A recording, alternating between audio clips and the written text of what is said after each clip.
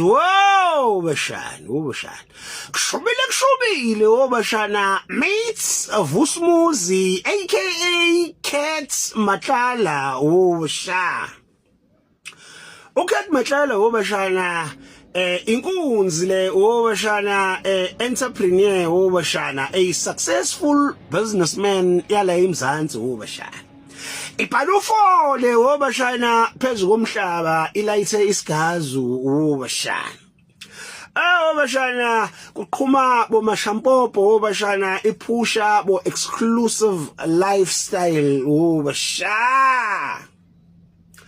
Bashana abazi dark side yakhe bashana. Thwala inkunzi le bashana is one of the most feared men bashana. Kana ngaphuzu ku state bashana akhombe into ayifunayo lapha ku state bashana.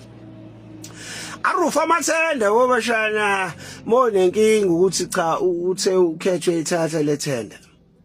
Akusikukela ngento bashana kuchitheka igigi kusimbakale kukushubele bashana. Bashana iTycoon leli lamathenda ligxumela ukuthi lakhweleza lathi uMogeli ebeliphusha naye bashana. Efuna ukuthi into yena kuphela bashana angathi kodwa uMogeli wesaba wela ukuthi athi ukushama around bamthinta abafana bashana.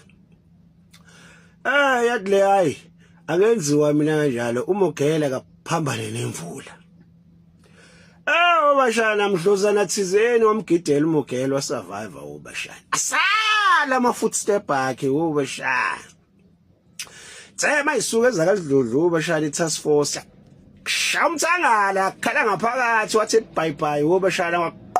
Umuntu ufithi bashana uhuluza ngeslave phansi kwaguga ianda kaSpiderman ayigqokile bashana. Abezimgxavuna la ngemuva lezi umibhuze engxeni bashana Jekelevelini sekuphakama idasti ka 2002 bashana. Khalela kanjalo amasongo asigonyela bashana. Ayo bashana ngokuthi le ndoda iconnected lapha ku state nawo lawo ma task force ambopha bashana. Aphele lo msebenzi kwashuba bashana. Le ndoda zeyibuyela lapha enkantolo bashana. Isanda ukubanjwa ne cellphone. Yawulithethe lelo cala bashana. Manje uvukelwe elinye icala ngoba phela babhizi ngayo yonke into ethinta yena manje bashana. Sekutholakala manje enkantolo bashana ukuthi le ndoda ama bodyguard ayo bashana. Zimember ze-SAPS bashana abakasidlodlo bashana.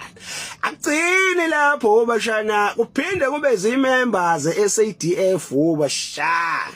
Umbutho wamasosha bashana. Manje ziyabuya lapha enkantolo kuthiwa izikhulu zamaphoyisa nezikhulu zamasosha.